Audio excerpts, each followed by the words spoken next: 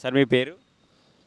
Satyanarayana. Sir already మనకి ఏపీలో election హడావుడి అయితే స్టార్ట్ అయిపోయింది. ఒక పక్కన ఎన్డీఏ కూటమి, ఒక పక్కన జగన్మోహన్ రెడ్డి సింగిల్గా వస్తా అంటున్నారు. ఇక పవన్ కళ్యాణ్ గారు పిఠాపురం నుంచి పోటీ చేస్తున్నారు. ఈసారి ఎలక్షన్ ఎలా ఉండబోతుంది సార్? ఆయన ఒకసారి అందరిని మోసం చేసి 150 సీట్లు తీసుకున్నాడు. తీసుకున్న తర్వాత ఫస్ట్లో ఏం చేశాడు? ప్రజావేళ కూల్చాడు. రివర్స్ పరిపాలన అంతా. నేను 30 సంవత్సరాలు పరిపాలిస్తానన్నాడు. వచ్చి నువ్వు మంచి చేయకపోతే చేయిపోయావు, చెడు చేయకూడదుగా. నువ్వు చేసింది ఏంది? రాజధాని సర్వనాశనం చేశావు, పోలవరం అటకెక్కించావు, అన్నా క్యాంటీన్ తీసేసావు. ఈ విధంగా నువ్వు రివర్స్ పరిపాలనే కానీ నువ్వేమైనా చేసావా? ఏం చేయలేదు. మరి ఎట్లా అందే అంటున్నారు. అది ఎంతమందికి అందని? 20% కూడా అందలా. అది ఒకసారి అయితే రెండోసారి మళ్ళా అమ్మ ఇది అన్నావు, అమ్మ ఒడి అన్నావు, బాబుకి బుడ్డు పెట్టావు. మద్యపాన నిషేధం చేస్తానన్నావు, రాంగులో మద్యపాన నిషేధం చేస్తానన్నా. అది జరిగిందా? కల్తీ మద్యం ఆయన బ్రాండ్లే, వాళ్ళే తయారు చేయటం, వాళ్ళే అమ్మటం, గవర్నమెంట్ అమ్మటం. అది ఎడన్నా ఉందా? లేదు కదా. అలాంటిది చాలా ఉండే కదా ఆయన చేసిన రివర్స్ పరిపాలన. ఎట్లా వస్తాడు ఆయన మళ్ళీ చెప్పండి సార్? అలాగే ఇప్పుడు ఏంటంటే మనకు వైఎస్ అవినాష్ రెడ్డి గారిని ఎందుకు ఇంకా సేవ్ చేస్తున్నారు సార్? వర్షం తెలిసి కూడా ఆయన మరి అంతకులు ఎవరైంది? ఫస్ట్ ఏమో నారాసుర చరిత్ర అన్నారు. తర్వాత ఏంది? సిబిఐ షార్ట్షీట్లు తెలిసింది కదా, వాళ్ళే దొంగలని, వాళ్ళే చంపేశారని, జగన్ హస్తం ఉందని అన్నారు. ఇప్పుడు ఏమన్నాడు? వీళ్ళ చెల్లెలను తరివేశాడు బయటికి. అమ్మ వీళ్ళిద్దరు దెబ్బ తట్టుకోలేక అమెరికా పారిపోయిందా? చెల్లి మీద అభియోగాలు చేస్తున్నారు. అది పసుపు చీర కట్టింది, చంద్రబాబు నాయుడు కాడి మోకరు వెళ్ళింది. ఇవన్నీ సభ్యతేనా అసలుకి? నువ్వు సీఎంగా ఉండి ఈ మాటలు మాట్లాడుతావు. ఏదో మామూలుగా పౌరులు ఏది మాట్లాడినా సరిపోద్ది, నువ్వు అలా మాట్లాడావు. అది కరెక్ట్. సొంత కుటుంబంలో వైఎస్ సునీతమ్మకి ఎందుకు సార్ న్యాయం చేయలేకపోయాడు అధికారంలో ఉండి కూడా? 5 సంవత్సరాలు నువ్వు పరిపాలన చేస్తే నువ్వు చంపలేదు, నీ వాళ్ళు చంపలేదు, నువ్వెందుకని చర్య తీసుకోలేదు? ఎందుకని చర్య తీసుకోలేదు? చంద్రబాబు నాయుడు చంపిస్తాడంటే దానికి ప్రూఫ్లు లేవుగా. నువ్వు ఇప్పుడు ఇన్నర్ రింగ్ రోడ్డు అన్నావు, అసలు రోడ్డే లేదాడ. ఇన్నర్ రింగ్ రోడ్డు అన్నావు. పోలవరం ప్రాజెక్టు పూర్తి చేస్తున్నారు అనిల్ కుమార్ యాదవ్ గారు. ఏంటి చేసింది? రంగులకి 1000 కోట్లు ఖర్చు పెట్టాడు. మరి సచివాలయం తాకట్లు పెట్టాడు, మందు మీద అప్పు తెచ్చాడు. నువ్వు చేసిన అభివృద్ధి పనులు ఇంటికి వచ్చిన అంత అభివృద్ధి చేసిన అన్నప్పుడు పరదాలతో ఎందుకు రావాల్సిన అవసరం ఏమో సార్? ఎందుకు? ఇప్పుడు నేను ఏదైనా యాక్సిడెంట్ కింద పడతాను, నువ్వు పోతా ఏం చేస్తావు? ఏందా ఎట్లున్నావు ఏంది అంటావు. అది కాదు కానీ ఇది పరదాలు కట్టుకొని సాటిని పోవటం. నువ్వు ఇప్పుడు దాకా పరిపాలించింది అది రాజధాని మునిగిపోద్ది, అది ఇది అన్నావు. ఎప్పుడు మునిగింది? ఏడ మునిగింది? నువ్వు ఎక్కడ పరిపాలన చేస్తున్నావు? ఇప్పుడు దాకా అక్కడే పరిపాలన చేస్తుంది. 5 సంవత్సరాలు ఒక ప్రాజెక్టు కానీ ఒకటి ఏదైనా చేసావు, ఒక తట్టి మట్టి కానీ ఎత్తాడు. అక్కడ రోడ్లు కూడా మొత్తం క్లియర్ తవ్వకపోతున్నారు. నువ్వేం చేస్తున్నావు? అక్రమ సంబంధం, భూదందాలు, నీ బ్యాచ్ మొత్తం ఇదే కదా. మరి నువ్వు ఎట్లా గెలుస్తావని ప్రజలు ఎట్లా నమ్ముతారు నిన్ను? కూతురు మంత్రులు ఉన్నారు కదా సార్, కొడాల నాని గారు, మన అంబటి రాంబాబు గారు, పెర్ని నాని, అనిల్ కుమార్, ఎందుకు సార్ స్లో అయిపోయారు? ఒకసారి స్లో అయ్యారంటే అర్థమైపోయింది వాళ్ళు కూడా. సీను రివర్స్ అయింది, మనం మాట్లాడితే తట్టుకోలేము అని ఆపే నోరు కట్టే. గుడివాళ్ళ కొడాల నాని గారు నామినేషన్ కూడా నేను తిరస్కరించేశారు అధికారులు. ఎలా చూడొచ్చు సార్? పెండింగ్లో పెట్టారులేండి, అయితే కావచ్చు లేదా తిరస్కరించవచ్చు. పిఠాపురంలో పవన్ కళ్యాణ్ గారికి ఎంత మెజార్టీ వస్తుంది సార్ ఈసారి? మొత్తం మెజార్టీ ఎంత గెలుస్తాడు. మెజార్టీ ఎంత అని మనం చెప్పలేము నికరంగా, ఖచ్చితంగా గ్యారెంటీ గెలుస్తాడు. మంగళగిరి నుంచి లోకేష్ కూడా గెలుస్తాడు. లోకేష్ ఓడిపోయినా కానీ ఆ మంగళగిరిని దత్తతగా తీసుకొని అనేక గ్రామాల్లో ఉపాధి హామీ పథకం స్త్రీలకి పెట్టాడు కాబట్టి ఆయన గెలుస్తాడని మా నమ్మకం. బాలకృష్ణ గారు సార్ మంచి మెజార్టీ వస్తుంది సార్ ఈసారి కూడా? ఎట్లయినా గెలుస్తాడు. ఆయన సినీ గ్లామర్, అది రాజకీయ ఆయన మాట్లాడటం చేత కాదు అసలు. అందుకనే అది సినీ గ్లామర్ మీద కొట్టుకొస్తాడు, ఆయన గెలుస్తాడు. 120 కాడి నుంచి 140 దాకా రావచ్చు. వైసీపీకి 35 లోపు కూటమికి వస్తాయి సార్. కూటమికే. కేసీఆర్ గారు రీసెంట్గా ఒక కమెంట్ చేశారు సార్, మళ్ళీ జగన్ అధికారంలోకి వస్తాడని. దాన్ని ఎలా చూడాలంటారు సార్? ఇద్దరు అన్నదమ్ములేగా, ఏదైనా మాట్లాడచ్చు కదా. ఆయన సపోర్ట్ కదా. లక్షల కోట్ల ఆస్తి, ఉమ్మడి ఆస్తి ఏడుంది. అప్పుడు ఎలక్షన్లో మొత్తం దోచిపెట్టాడు ఆయన, దోచిపెట్టాడుగా. మళ్ళీ ఇద్దరు సపోర్టే కదా. మనకేం చేస్తే ఇక్కడ ఏం చేశారు? మన కాంగ్రెస్ రాదు, మొత్తం నేనే అన్నాడు. మొన్న ఏమైంది? మీ అభిప్రాయం అయితే సార్ ఏపీలో మార్పు రావాలని కోరుకుంటున్నారు సార్ మీరు? ఖచ్చితంగా. లేకపోతే శ్మశానమే. ఇది హైదరాబాద్ నుంచి బతకాలి, మేము అక్కడ ఉండలేము. అట్లా దారుణంగా ఉంది. నువ్వు చేసే పని మంచిదైతే ఒకటి కాకపోయినా ఒకడైనా విశ్వసిస్తారు. నువ్వు చేసేవన్నీ దుర్మార్గాలే కదా. ఆ పసుపు చీర కట్టుకుంటే తెల్ల చీర అసలుకి నువ్వు ఏ స్థానంలో ఉండవు, ఆ స్థానంలో అట్లా మాట్లాడచ్చు. అసలే మాట్లాడకూడదు కదా. చంద్రబాబు నాయుడు గారు కమెంట్ చేశారు సార్, ఎన్డీ అధికారంలోకి వస్తే వాలంటీర్లకి శాలరీ 10,000 చేస్తారని చెప్పి, అది ఎలా చూడొచ్చు అంటారు సార్? ఏ పథకాలు తీసేయారండి, ఏం పెట్టినవి కాదు ఇవన్నీ. అసలే ఫస్ట్ నుంచి ఉండే రామారావు గారు ₹2 బియ్యం పథకం పెట్టాడా. పెన్షన్ కూడా 30 రూపాయలదే 200 చేశాడు. 200 ఈయన ఏం చేశాడు, 2,000 చేశాడు ఒకసారి. ఆయన ఏం చేశాడు, 3,000 ఇస్తానని 4 సంవత్సరాలు 2.5 వేసాడు. ఇవన్నీ ఎవరికి తెలియదండి. నా బోటేటికి తెలిస్తే అసలు మీ బోటేడు. నేను ఎస్ఎస్ చదివా 1970లో. ఈ జ్ఞానం లేదా? అందరూ తెలుసుకోవాలి, మార్పు కోరుకుంటున్నారు, సిద్ధంగా ఉన్నారు. సార్ మీ పేరు? ఇస్మాయిల్ సార్.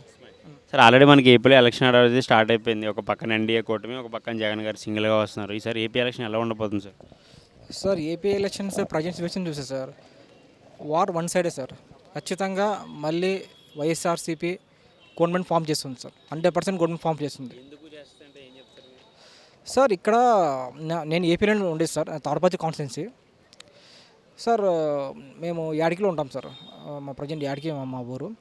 అక్కడ 2019 సార్, ఇంకా వైఎస్ఆర్సీపీ గవర్నమెంట్ రాకముందు మాకు హోటల్ ఉంది సార్. అక్కడ మేము మంత్లీ సార్ దాదాపు 7-8 వేల రూపాయల నీళ్ళు కొనేవాళ్ళం సార్, హోటల్కి ఇంటికి కలిపి నీళ్ళు రాక. ఇట్లా దాదాపు మనము 2 years చేసినాం అట్లా మేము. అంటే దాదాపు సంవత్సరానికి 34,000 నీళ్ళకి పెట్టేవాళ్ళం మేము. ఆ తర్వాత వైఎస్ఆర్సీపీ గవర్నమెంట్ వచ్చిన తర్వాత పెద్దారెడ్డి, మన ఎమ్మెల్యే పెద్దారెడ్డి సార్ వచ్చిన తర్వాత 1-2 monthsలోనే దాదాపు మన యాడికి పట్టణంలోనే 6 బోర్లు వేయించేసి శ్వాస నీటి సమస్య తీర్చినారు సార్. ఇప్పుడు ఖచ్చితంగా డైలీ వస్తాయి, ఒకవేళ రాకపోయినా 2 days ఒకసారైనా వస్తాయి సార్. ఈ విధంగా మనకి డెవలప్ చేసినారు సార్. ఆయన మీకు చేశాడు, మరి జగన్మోహన్ రెడ్డి గారు మొత్తం ఏపీలో చేయాలి కదా, ఆయన మీకు ఒక్కరికే చేస్తే ఎట్లా సరిపోతుంది? జగన్మోహన్ రెడ్డి గారు దాదాపు సార్, మీరు రిపోర్ట్ ఇచ్చినా కూడా దాదాపు 2 లక్షల కోట్ల రూపాయలని డైరెక్ట్ ప్రజల అకౌంట్లో వేసినారు సార్. ఎంత ఇప్పుడు మామూలుగా మనకి సర్వే సెంట్రల్ గవర్నమెంట్ రిపోర్ట్ కూడా అదే చెప్తుంది, చాలా పేదరికం చాలా తగ్గింది అంటున్నారు ఏపీలో. అది అంటే సెంట్రల్ గవర్నమెంట్ చెప్పారు కదా, వాళ్ళు మొత్తం తీసుకొని చెప్తారు, వాళ్ళ రిపోర్ట్ తీసుకొని చెప్తారు. బట్ అది ఎలా సాధ్యమైందంటే ఇప్పుడు చంద్రబాబు నాయుడు గారు చెప్తున్నారు, ఏమని చెప్తున్నారు, నాకు ఇంకో అవకాశం ఏంటంటే దాదాపు 14 ఏళ్ళు నాకు అవకాశం ఇచ్చారు. ఉమ్మడి ఆంధ్రప్రదేశ్లో అవకాశం ఇచ్చారు, 9 ఏళ్ళు చేసినారు, మళ్ళీ ఇక్కడ 5 ఏళ్ళు చేసినారు. బట్ ఇలా చేయడం వల్ల వాళ్ళు ఇంతకుముందు ఆయన పేరు చెప్తే ఒక్క పథకం కూడా గుర్తురాదు ప్రజలకి. ఇప్పుడు చంద్రబాబు నాయుడు గారి పేరు చెప్తే ఒక్క పథకమైనా గుర్తు వస్తుందా చెప్పండి? ఒక పథకం చెప్పండి, నేను మీకే క్వశ్చన్ చేస్తున్నాను. ఒక్క పథకం కూడా గుర్తురాదు. ఆయన తెచ్చిన జన్మభూమి కమిటీలు సార్ ఎప్పుడు చేసినారు సార్? ఎలక్షన్స్ 6 నెలల ముందర ఆయన చేసినారు. ఎలక్షన్స్ వస్తున్నాయని చెప్పేసి 6 నెలల ముందర అవుట్లో సార్. ఇక్కడ అన్న క్యాంటీన్లు అంటున్నారు సార్, కరెక్టే సార్. ఒక మనిషి అన్న క్యాంటీన్లో ఒక నిలబడి లైన్లో నిలబడి తినడం కాదు సార్, ఆత్మ గౌరవంగా బతకడం కావాలా. ఇప్పుడు ఈ పథకాలు ఇవ్వడం వల్ల ఎంతమంది ముసలి వాళ్ళు ఆత్మగౌరవంగా బతుకుతున్నారు తెలుసు సార్. సార్ ఒక్కటి సార్, ఇక్కడ దాదాపు ప్రతి ఒక్క కుటుంబానికి సంవత్సరానికి 78,000 అకౌంట్లో పడుతుంది. ఆయన ఏదో పని చేసుకుంటారు, పని చేసుకున్న తర్వాత కూడా ఏదో ఒక వచ్చిన డబ్బులతో ఆయన ఏదో విధంగా బతుకుతాడు. అన్న క్యాంటీన్ల దగ్గర 5 రూపాయలు నిలబడి తీయాల్సిన అవసరం లేదు. అక్కడ అన్న క్యాంటీన్లు ఇంతమంది పెట్టినప్పుడు కూడా అంతమంది దాదాపు 100-150 మందికి వేస్తాండి అంతే. అక్కడ వేసిన తర్వాత కూడా అక్కడ ఉన్న అధికారులు వాళ్ళ పోయిన తర్వాత ఒక 50-70 మందికి వస్తాండి. అంతేగాని అది అన్న క్యాంటీన్లు కూడా అది పెద్దగా సక్సెస్ లేదు. ఇప్పుడు ఎక్కడైనా అన్న క్యాంటీన్ల గురించి తెలిసిన వాళ్ళు మాట్లాడుతున్నారు, కానీ ఎక్కడ మనకి ప్రజలు మాకు అన్న క్యాంటీన్లు కావాలని ఎక్కడ ఏం చేయలేదు. అంటే ఇప్పుడు మనకి దానివల్ల మనకి ఎటువంటి ఉపయోగం లేదు కదా సార్. సంక్షేమ పథకాలు పక్కన పెడితే మరి అభివృద్ధి ఏమైంది? అసలు 3 capitals అన్నారు, పోలవరం ప్రాజెక్టు 1 yearలో కంప్లీట్ చేస్తామని చెప్పి అనిల్ కుమార్ యాదవ్ బల్లగుద్ది మరీ చెప్పాడు. జాబ్ క్యాలెండర్ లేదు, మరి ఇంకా అభివృద్ధి లేనప్పుడు సంక్షేమ పథకాలతో ఉపయోగం ఏముంది సార్? ఒకటి 2019లో మన భారతదేశ చరిత్రలోనే దాదాపుగా 1,10,000 స్వాస్థ ఉద్యోగాలు సార్ నోటిఫికేషన్ వదిలింది. ఆ ఎగ్జామ్ నేను కూడా రాసినాను. బట్ నాకు ఒక 5 మార్క్స్ తక్కువ వచ్చి నేను క్వాలిఫై కాలేకపోయినాను. చాలామంది వచ్చినాయి, నాకన్నా టాలెంటెడ్ వాళ్ళకి జాబ్స్ వచ్చినాయి. దాదాపు 1,10,000 మంది దాదాపు ఐ థింక్ 1,10,000 మంది ఎక్కువ అనుకుంటాను. నాకు 1,30,000 మంది 1,30,000 శాశ్వత ఉద్యోగాలు వచ్చినారు సార్.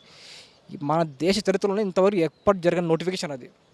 ఒకసారి రైల్వే గవర్నమెంట్ ఒకసారి 1,10,000 మిర్చింది. దానికన్నా ఒక ఓన్లీ స్టేట్ గవర్నమెంటే 1,30,000 పోస్టులు శాశ్వత పోస్టులని అంటే మనకి క్రియేట్ చేయడం అంటే మామూలు విషయం కాదు సార్ అది. ఇప్పుడు వాళ్ళ వల్ల ఎంతమంది నిరుద్యోగులు బయటపడినారు తెలుసా? ఆ తర్వాత ఈ నోటిఫికేషన్ వచ్చిన తర్వాత మన ప్రపంచం విపత్తు వచ్చింది. కరోనా వచ్చింది. 2 years కరోనాలో ఎంత ప్రపంచం స్ట్రగుల్ అయిపోయింది. ఆ టైంలో మన ఆంధ్రప్రదేశ్ ఏం మన అతీతం ఏం కాదు. అప్పుడు కూడా ప్రజలు ఎటువంటి సమస్య లేకుండా బతికినారంటే సంక్షేమ పథకాల వల్లే బతికినారు. ఇప్పుడు 2 years పోవడం వల్ల ఆయన ఇప్పుడు 2 years పోయినా కూడా ఆయన జగన్మోహన్ రెడ్డి గారు ఒకవేళ కరోనా రాకపోతే ఇంకా బాగా డెవలప్ చేస్తారు. ఇంకా డెవలప్ చేస్తా అంటే ఇంకా కంపెనీస్ కూడా వస్తాండే సార్. ఇప్పుడు మనది సార్ ఒక కంపెనీ ఒక్కటి చెప్తారా సార్, కంపెనీస్ అంటున్నారు సార్. సరే ఒక కంపెనీ రావాలంటే ఏం కావాలి సార్? ఇప్పుడు హైదరాబాద్ ఇన్ని కంపెనీస్ వస్తున్నాయంటే హైదరాబాద్లో ఐటీ దాదాపు ఈ ఒక్క శ్రమ కాదు 50 ఏళ్ళ శ్రమ అది. ఇప్పుడు సమస్య కాదు సార్. చంద్రబాబు నాయుడు గారు ఏమో ఇక్కడ తీసుకొని అక్కడ ఐటీ కంపెనీస్ ఏం పెట్టలేదు. అక్కడ ఎన్నో కోట విజయభాస్కర్ రెడ్డి గారు ఇంతకుముందు చాలామంది నేతలు కృషి వల్ల ఒక బ్రాండ్ ఉండడం వల్ల ఇక్కడ ఐటీ రావడం జరిగింది. అంతేగాని ఒక్కరి ప్రయత్నం అంటే చంద్రబాబు నాయుడు గారి వల్ల కదా వచ్చింది. మరి సైబర్ సిటీ చంద్రబాబు నాయుడు వల్ల ఆయన ఎల్లో మీడియా అప్పుడున్న ఇట్లా సోషల్ మీడియా ఇబ్బంది లేవు సార్. అప్పుడు ఎల్లో మీడియా అట్లా క్రియేట్ చేసుకున్నారు. సైబర్ సిటీ అని వచ్చింది. దానికన్నా ముందే మనకి ఇక్కడ హైదరాబాద్ అనేది ముందు నుంచి ఒక బ్రాండ్ సార్. మీకు అందరూ తెలుస్తున్న దాదాపు నిజాం కాలం నుంచి కూడా ఇది ఒక బ్రాండ్గా ఉంది. ఇక్కడ ఐటీ రావడం అనేది విషయం కాదు. అప్పుడు చాలామంది పరీక్షించారు. అప్పుడు ఐటీ రావాలని ఎదురని. అప్పుడు 2000 సంవత్సరంలో ఐటీ డెవలప్ అవుతుంది. ఇంకా అది మనకి మీరు చేస్తున్న 1992లో ఐటీ స్టార్ట్ అయింది. ఐటీ స్టార్ట్ అయినప్పటి నుంచి మనకి అప్పటికి కొంతమంది కంపెనీస్ పెద్ద కంపెనీస్ మనం స్టార్ట్ చేద్దాము అనుకున్నప్పుడు అప్పుడు హైదరాబాద్లో కూడా పెడదాము అన్న ఆలోచన ఉన్నప్పుడు అక్కడ హైదరాబాద్లో పెట్టారు. అంతేగాని ఆయన పోయి మాట్లాడడం వల్ల ఆయన పోయి పిచ్చుకోవడం వల్ల అట్లా ఏం జరగలేదు సార్. అది హైదరాబాద్ అనేది ముందు నుంచి ఒక బ్రాండ్. ఆ బ్రాండ్ తగ్గట్టు అది డెవలప్ అయింది. సంక్షేమ పథకాలు అన్నీ అక్కడక్కడ అభివృద్ధి జరిగిందని మీరు అంటున్నారు. మరి ఎందుకు ముఖ్యమంత్రి గారు పరదాలు చూడడం రావాల్సిన అవసరం ఏముంది ఆయనకి? సార్ ఇప్పుడు చూస్తున్నారు కదా సార్, మీరు బస్సు యాత్ర చేస్తున్నారు. ఇక 28 నుంచి మన తాడపత్రి కాన్స్టిట్యూన్సీలో కూడా స్టార్ట్ అవుతుంది. మనకి ఆయన డైరెక్ట్ బహిరంగ సభలో మాట్లాడుతున్నారు సార్. ఇప్పుడు ఎక్కడ కూడా ప్రజలు దాదాపు మీరు చూసింటారు సార్, సోషల్ మీడియా కూడా ఫాలో అవుతుంటే దాదాపు కొన్ని లక్షల మంది అక్కడ వచ్చినప్పుడల్లా కొన్ని లక్షల మంది కలుస్తున్నారు. వాళ్ళకేమో ఇంత ఎండ దాదాపు మనకి ఏపీలో చాలా ఎండలు ఉంటాయి. ఇంత ఎండలో రావాల్సిన అవసరం లేదు సార్ వాళ్ళకి. బట్ ఎందుకు వస్తున్నారంటే సార్ ఒక్కటి సార్, ఈ ఎల్లో మీడియా చేస్తున్న ప్రచారమే కానీ మనకి దాదాపు నా మార్క్ వర్క్ చేసుకోండి సార్, దాదాపుగా 120 నుంచి 130 స్థానాల్లో వైఎస్ఆర్సీపీ గవర్నమెంట్ ఫామ్ చేయబోతుంది. ఇదైతే కన్ఫామ్ సార్. మీరు ఎల్లో మీడియా ఇక్కడ ఎందుకంటే ప్రజెంట్ నేను చూసిన మా తాడపత్రి కాన్స్టిట్యున్సీ అక్కడ పోయి చూస్తే సార్ కొంతమంది ఇళ్ళకి కొంతమంది ముసలావులు ఉంటారు. వాళ్ళు 1వ తేదీ ఇంతకుముందు చంద్రబాబు ఉన్నప్పుడు 1వ తేదీ పింఛన్కి పోతే దాదాపు 7-8 రోజులు క్యూలో నిలబడి ఎండలో నిలబడి వాళ్ళ పనులు మానుకొని పనులు మానుకొని అక్కడే ఉండి క్యారీలు తెచ్చుకొని అక్కడే తినుకుంటా ఉండేవాళ్ళు సార్. కానీ ఇప్పుడు 6 గంటలకే మన పింఛన్ చేతి అందుతుంది. వాళ్ళు ఎక్కడ పోవాల్సిన అవసరం లేదు. వాళ్ళ పని వాళ్ళు చేసుకుంటున్నారు. సోమరిపోతులు అవుతున్నారు కాదు సార్, వాళ్ళ పని వాళ్ళు చేసుకుంటున్నారు. బట్ ఇది పెన్షన్ తీసుకుంటున్నారు. సోమరిపోతులు అవుతాననే మాటనే కాదు సార్ ఇది. ఇప్పుడు సోమరిపోతులు అవుతానంటే అదే పథకాలు పేర్లు మార్చి చంద్రబాబు నాయుడు గారు ఇస్తున్నారు కదా. నెక్స్ట్ అదే చెప్తున్నారు కదా, నేను పేర్లు మార్చి ఒక్కొక్కరికి అమ్మఒడి ఇస్తాను, నేను 10,000 ఇస్తే నేను ఎంతమంది ఉంటే అంతమందికి ఇస్తాను అంటున్నారు కదా. మళ్ళీ ఇవన్నీ ఎందుకు సార్? ఏమనంటే నేను సంపద సృష్టిస్తానంటున్నారు. నీ 14 ఏళ్ళు అవకాశం ఇచ్చినప్పుడు మీరు ఎక్కడ సంపాదన సృష్టించినారు సార్? 14 ఏళ్ళు మీకు అవకాశం ఇచ్చినారు కదా, అప్పుడు సంపాదన సృష్టించలేకపోయినారు. మీరేం మొదటిసారి ముఖ్యమంత్రి ఏం కాలేదు కదా. ఇంతకుముందు కూడా మీరు ముఖ్యమంత్రి అయినారు, చేసినారు. మళ్ళీ ఎక్కడ సంపాదన సృష్టించినారు మీరు? 2014 కూడా మీరే ముఖ్యమంత్రి కదా. జగన్ సార్ రాకముందు కూడా మీరే ముఖ్యమంత్రి 2014. అప్పుడు ఎందుకు సంపద సృష్టించలేకపోయినారు?